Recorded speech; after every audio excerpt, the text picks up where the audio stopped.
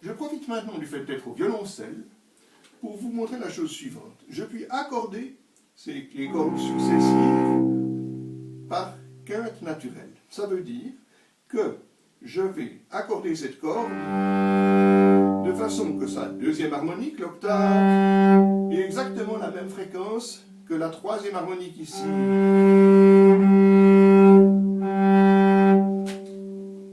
C'est bon? Et ainsi, vous avez une quinte naturelle. Vous entendez ainsi une quinte naturelle. De même ici.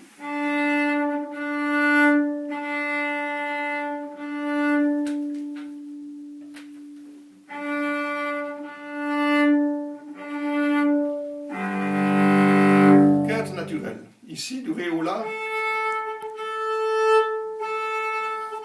De façon que c'est la même fréquence. 3 quintes naturelles. J'en ajoute une quatrième. Regardez, ici, je joue sur la corde de ré, cette fois en appuyant fort, de façon que ça donne la même hauteur de son. Et puis maintenant je fais un barrage entre le la et le mi.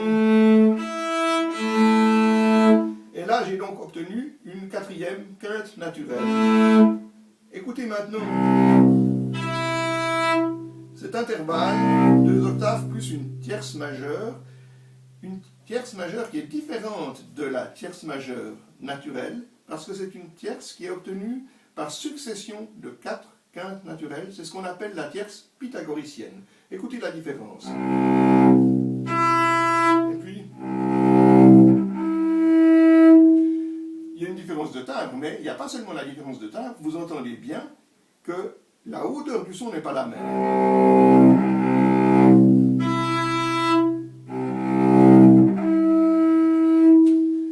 Ces deux intervalles tout à fait différents, la tierce naturelle et la tierce pythagoricienne. La différence entre ces deux intervalles, entre ces deux tierces, on lui donne un nom, ça s'appelle le comma syntonique. Le mot comma veut dire petite différence. Comma syntonique. Voilà. Cette question de bien comprendre cette différence entre ces tierces majeures, ces intervalles qui ont le même nom mais qui sont foncièrement différents, c'est en somme très important, c'est la base pour toutes les discussions concernant les accords.